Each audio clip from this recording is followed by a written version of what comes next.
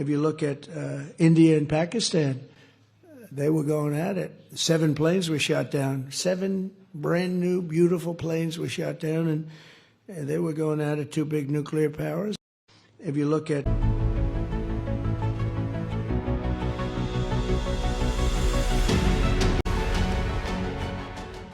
welcome to HW News Network, your one-stop show, truth be told, for some engaging and thought-provoking conversations. Donald Trump has said it for the 54th time that he was the one to mediate between India and Pakistan during Operation Sindoor. And his talk didn't end there.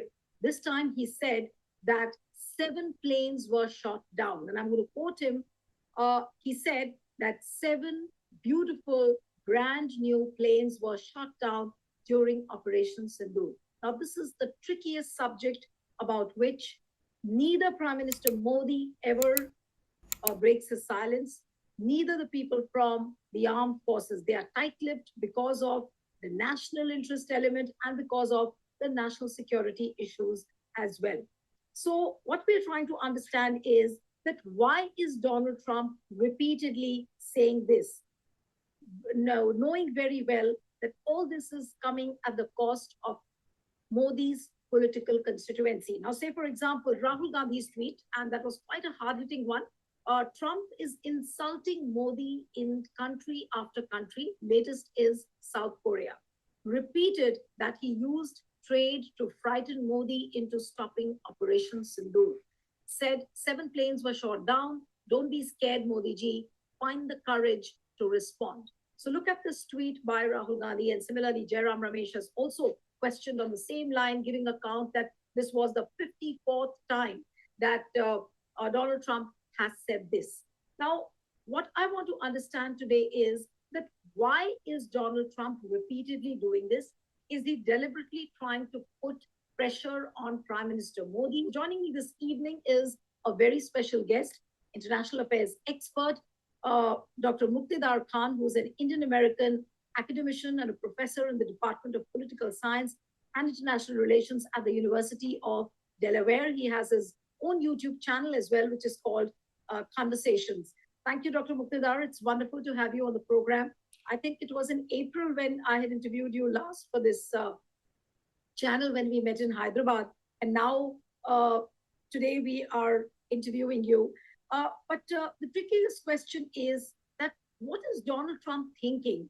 And he's going on repeating the same thing over and over again. In every trip he makes to whichever country he goes, he brings in a reference of Prime Minister Modi and India and Pakistan and how he mediated.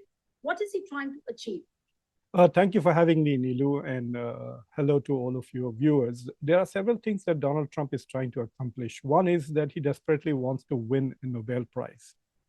There was an exchange with Obama several years ago in which Obama had said very sarcastically that you have won it only once and I have won it twice.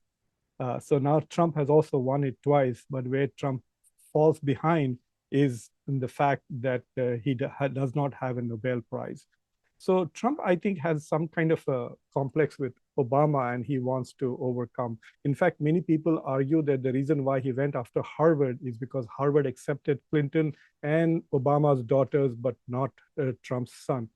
But there is an immediate response. See, now Japan is going to nominate him for a Nobel Prize. So there is this, so wherever he goes, he's reminding people by saying, look, I made peace between 8 conflicts is what I have basically stopped, and I'm president of peace. And that is an invitation for the receiving person to endorse. So he's definitely irritated by India because India did not, I don't understand why India did not immediately join Pakistan and other countries in nominating Donald Trump, because the Gaza was a good excuse. You know, Modi could have said at least that Gaza alone earns. Gaza hi kafi hai, he could have said, I could have written the slogan for him. You know, Gaza is enough for a Nobel Prize, and he could have just ignored the discussions about Operation Sindoor. Saying that Donald Trump is desperately wanting to hear from Prime Minister Modi that, my dear Donald Trump, I'm nominating you for the Yes. Nobel Peace Prize. Yeah, and he's made it an ego thing. And Donald Trump is being very careful. If you look at the Diwali discussions, right? In the Diwali discussions, he made a very cryptic comment. He says, I don't want to destroy anybody's career, he said, if you remember.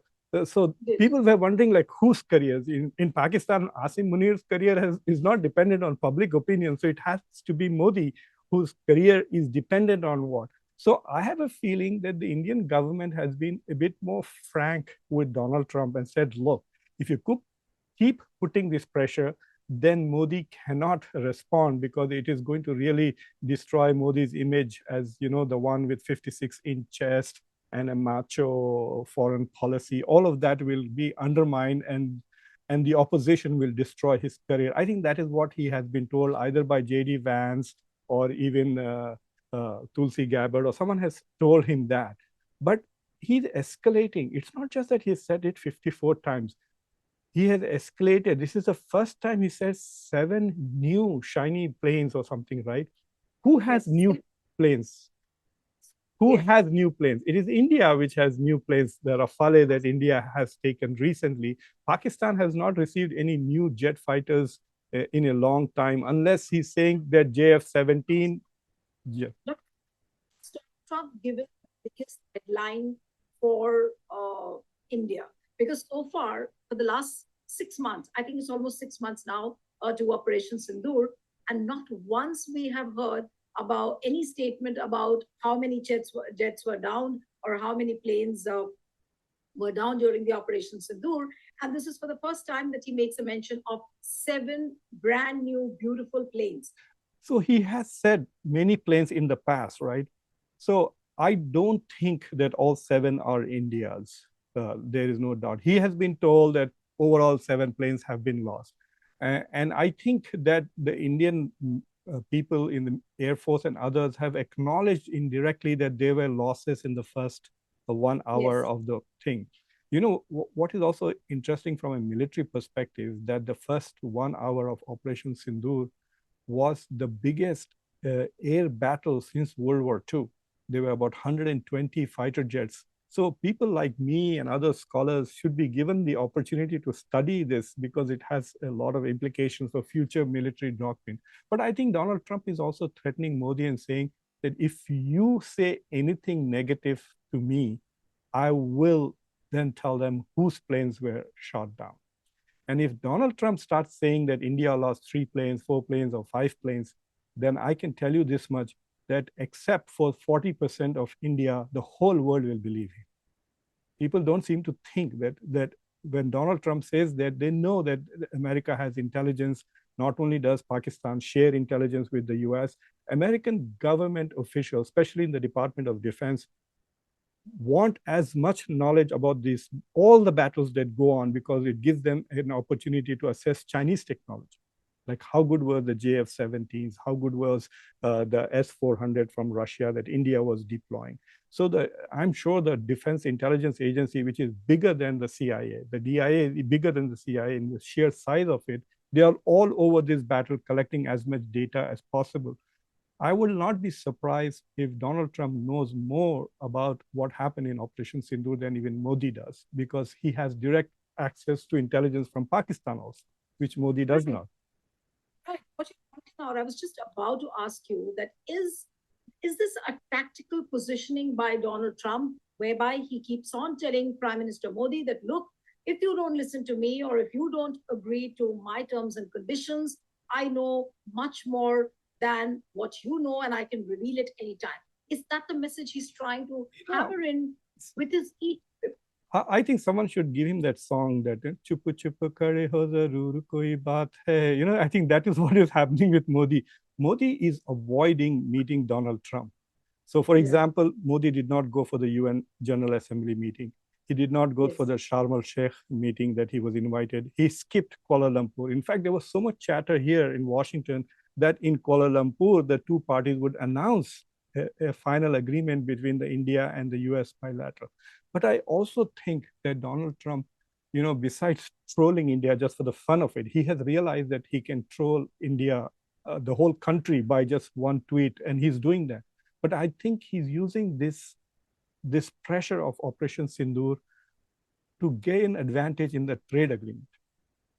And from what we have heard a little bit, that India is already on the verge of making two big concessions on the trade agreement. One is that, for one, they don't really have a choice with the Russian oil thing, with the additional sanctions that have imposed. So India is going to reduce purchase of Russian oil. That's one concession that India can claim it's a concession, but it's actually not an option anymore. The second thing is that India has agreed to buy something called soya meal. It is not soya beans, but soya meal.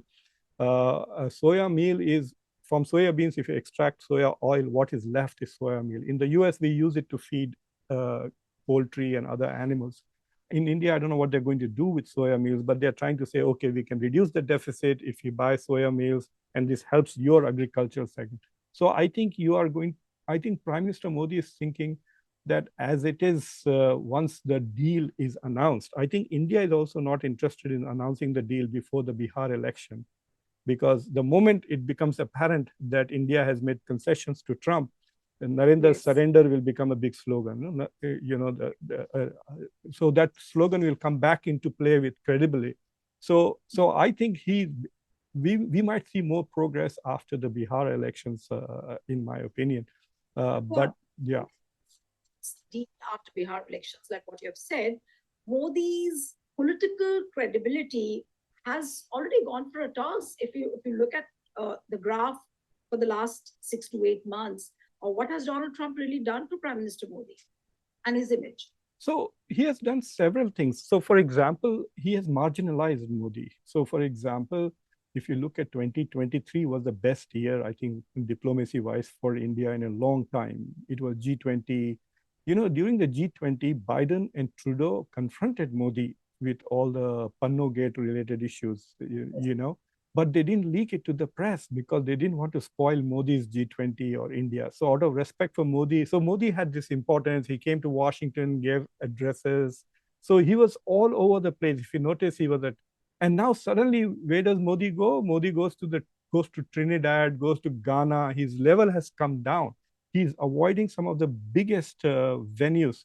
See, the last 5 days have been very critical for Asia. You had the ASEAN summit in Kuala Lumpur, followed by the East Asia summit, followed by the APEC summit. And Modi is missing all of this. I don't think he was invited to APEC, but the other two, he could have gone. And from a strategic point of view, tomorrow, Donald Trump meets Xi Jinping. Modi could have had a 2-day advantage. He could have already met Donald Trump day before yesterday in Kuala Lumpur. And I think it's a dereliction of duty that Modi, in order to save his personal career, because I think Modi is afraid that Donald Trump is going to put his hand around Modi's shoulder in front of cameras and say, come on, why don't you tell them that I told you to stop, otherwise I would not give you the trade agreement. Then Modi doesn't know what to do, because he's going to be first facing a camera, and he cannot lie, because then you don't know what Trump will come back with immediately. He will immediately say something. I mean, everybody has seen what happened to Zelensky on live camera. So I think Modi is not going to be on live camera with Trump for a while, until this Operation Sindoor issue dies or Trump wins the Nobel Prize. So I think this whole idea of India's foreign policy being served by the personal diplomacy of Modi, that era is over. That's this is quite a hard-hitting thing, but I wonder if Prime Minister Modi would really accept it, or the foreign diplomats who are working backroom, would they ever admit this? I'm sure they do realize this, but till how long can Modi continue to remain silent? A manner in which Rahul Gandhi has almost challenged Modi. But don't be scared, Modi ji, find the courage to respond. Now, this is very free. So the first thing is that he's not silent. I mean, it's not true to say that he's not silent. He's been praising Trump on several occasions. He responded to the Diwali greetings. He congratulated him on the Gaza peace accords. He took the phone call for Diwali. And there is no readout about what was the conversation that happened. Donald Trump says that he talked about the ceasefire, etc. And Modi's tweet says that we agreed to combat terrorism. in all its forms. So entirely two different things were said by both sides. But I think Donald Trump is having fun at the expense of Modi. He is using the Operation Sindoor to put pressure. And to be honest, I keep complaining about mainstream Indian media that they have no investigative journalism anymore in India. So you have to rely on Washington Post to expose Adani and other things. Why aren't these things happening in India, right? You have access, you are right there. There used to be the Tehelka days. We don't see those things anymore.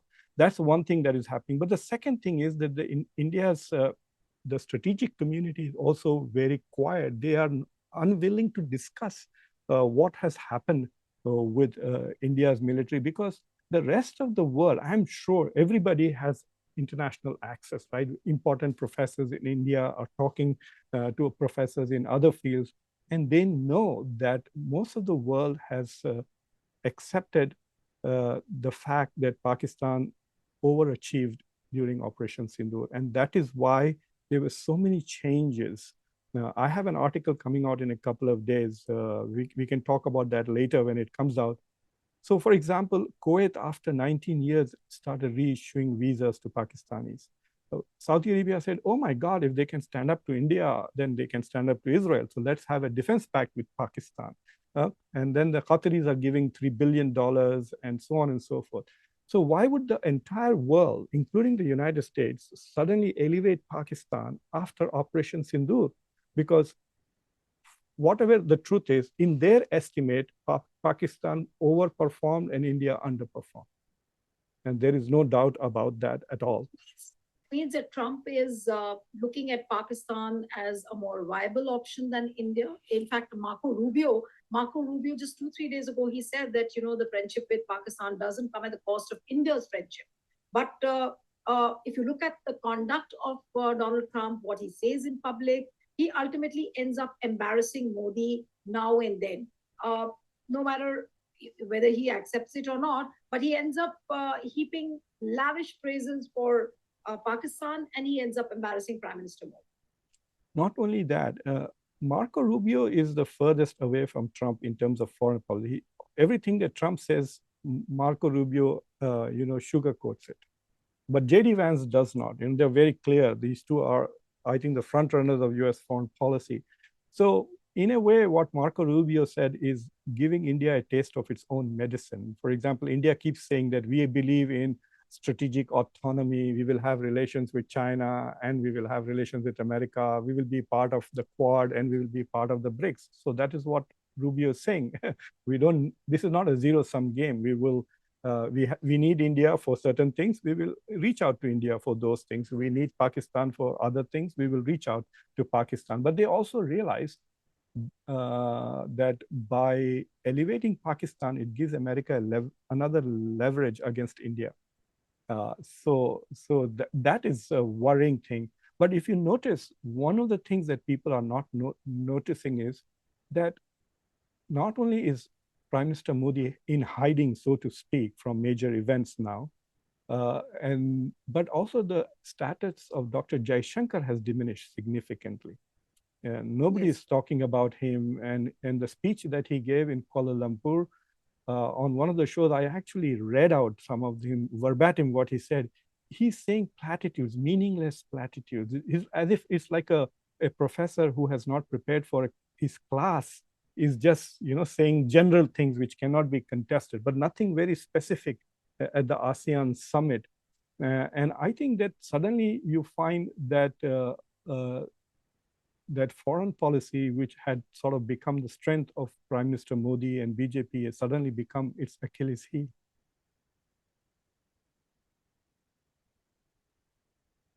You are muted. Yeah. No. So what I'm asking is that, so how will this trade agreement going to end up? You are saying that India is already on the brink of giving concessions on two things, and that the one is on the Russian oil bit and the other one is on the soya meal. Does India really have a scope to further its interest, or does it really have that kind of a bandwidth where it can work around things still with Donald Trump? Or do you think all that is over? So, unfortunately, there is there isn't a single serious discussion on the Indian side on foreign policy. Like I can't point to an interview either by Jaishankar or Goyal or anything else. There are random comments. We don't negotiate under gun and stuff like that. But there's no systematic addressing of the issues. We hear some from Scott Bessent, but we are hearing only the American point of view.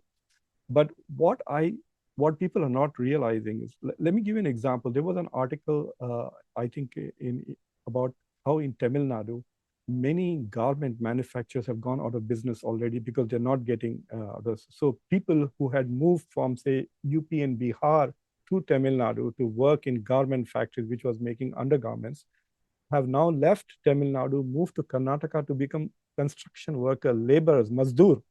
Can you imagine that you're moving your whole family because you lost your job?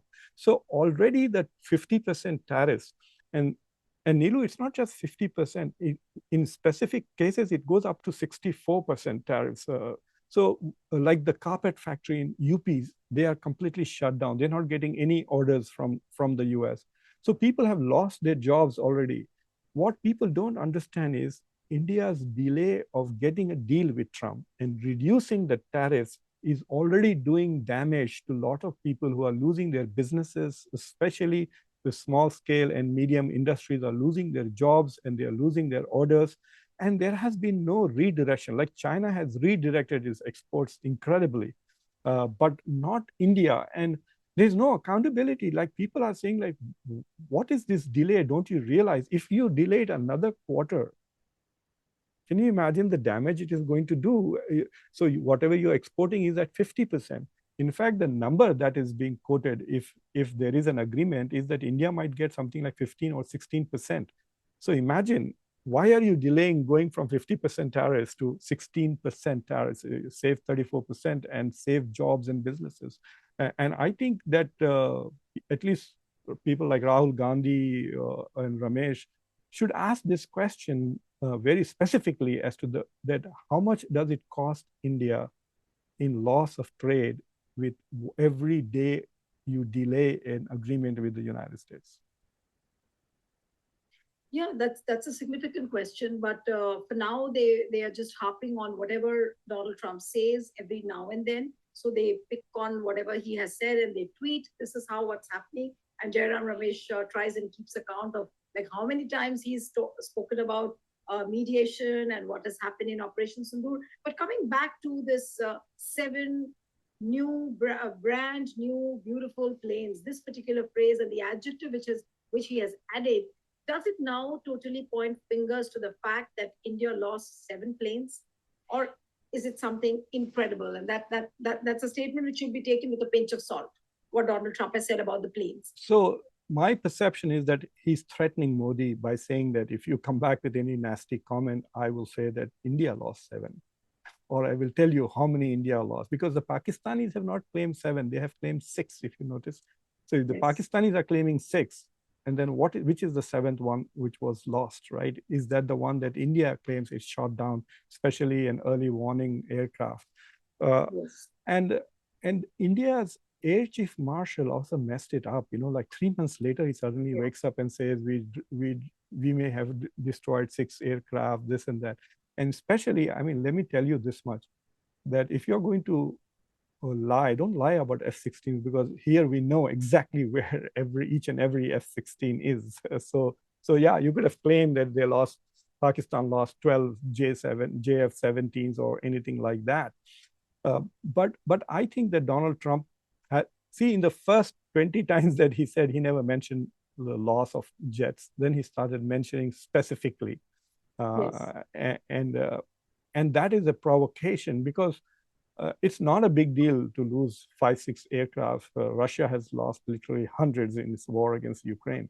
But the point that he's trying to make is there's also a domestic politics for Trump. Trump got very upset with Canada because of the advertisements that they have done. Because what he's doing with tariffs is unconstitutional. Trump does not have the authority, according to the US Constitution, to impose tariffs on countries. He has some emergency powers, and he's just expanded it beyond its scope. So there is going to be a Supreme Court hearing, and Donald Trump is trying to make the point that tariffs are critical to the national security of the US. And so Yes. you should not take this away from me. And then he has added that part. He said, the reason why I was able to stop two nuclear powers from going to war is because I used trade and tariffs, right? Yes. So Trump's message is not just for Modi and India, it is also for the US Supreme Court saying that, look, if I didn't have tariffs, we would have had a nuclear war going on in South Asia, which will destroy the environment and everybody will suffer. It's not just India. So, case is going on repeating the same rhetoric on India and Pakistan. I think it's got to do more with the Supreme Court then. No, it has multiple benefits. You could say that one, it keeps Modi in check. I mean, he has basically boxed Modi, right? Now, Modi is not able to go to many important events, etc. So you could say that he has diminished the stature of India as a major world power because India is staying out of big issues because they don't want to be with Trump in the same room. And Trump is going everywhere. It's amazing how much Trump is traveling. Speaks. Should he be speaking? Shouldn't he be breaking silence? Or is this like a tactical silence he's adopted, which works for him? So Modi has realized that anything that he says will be used against him. It's like a criminal, right? Anything that you say will be used against him. So if he makes a mistake, every election campaign, he will be used. If you remember the what are those Mangal Sutra comment that he made, or Yes. Babar ki aulad, or topis, and all of them come back to haunt him. So he has realized that he has to, because if he doesn't say the things he says, he loses his constituency. And in order to keep his constituency, he says certain things that gets into trouble with others. So he's letting other people do the dirty work. Basically, right now is the chief of air staff, the Air Chief Marshal of India. What is his name? Mr. Singh is the one who is doing all the dirty work by claiming things which is not very credible at all, really. And no one is saying that. No one believes that. And it has undermined India's credibility also on the international. Not only that, see, India now claims that it has zero tolerance for terrorism. And then they say we condemn terrorism in all its forms, right? And then you give Taliban the red carpet. Yes. Like for 6 days, you let Muttaqi do whatever you wanted. I can't think of any other foreign minister. Muttaqi is an acting foreign minister, by the way, not even a real one. So no foreign minister has had his will in Washington, in Delhi, the way Muttaqi did. It was a bizarre situation, only Netanyahu in America gets the kind of attention that Muttaqi was getting. He went to a think tank, he went to Vivekananda International Foundation, he had 2 press conferences, then went to Deoband. And I keep telling Deobandis someone should leak that they did this under pressure from India's Ministry of External Affairs. So I think there's some problem in the thinking.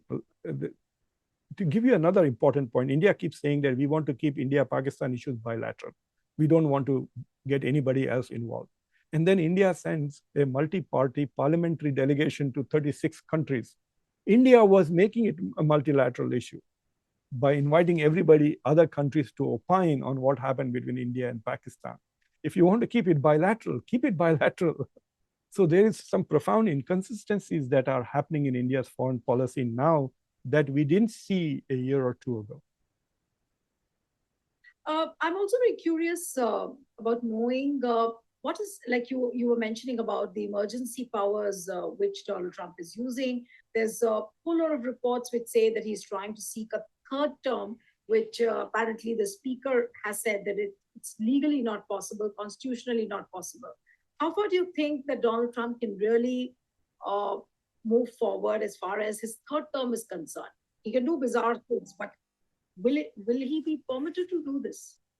So there are, constitutionally speaking, there is no pathway. The 22nd Amendment that was passed in 1951 after we had a president who was elected 4 times.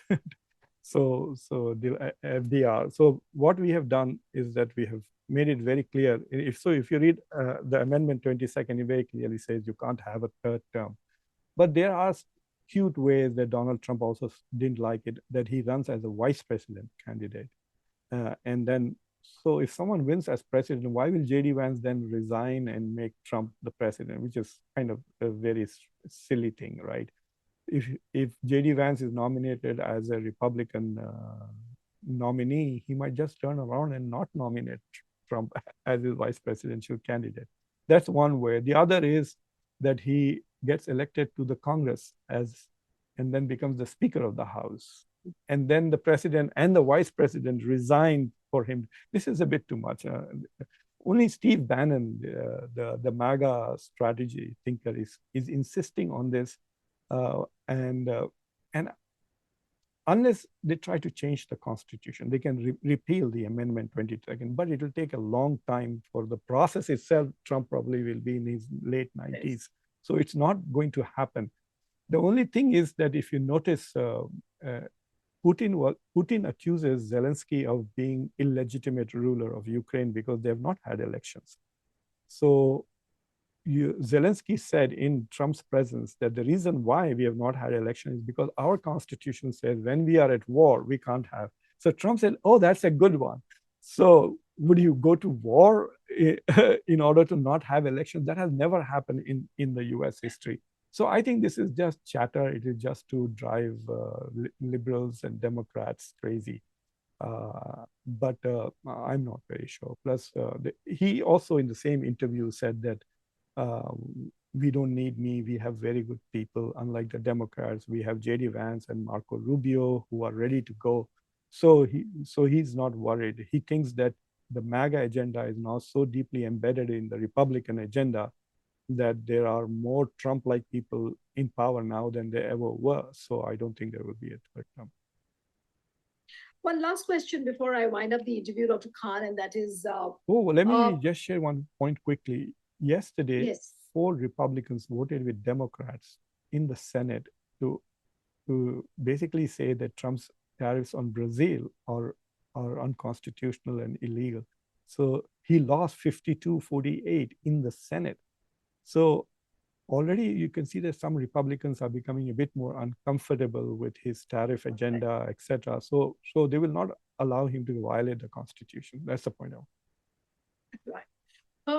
One question which I really wanted to ask you, and that is my last question to you, and that is, all this chatter, how India has lost out on the foreign policy front. India doesn't know how to respond. India has miserably failed on all the fronts. But what is the prescription? How should India be responding to Donald Trump? Should it respond with this kind of a silence? It's like a deafening silence.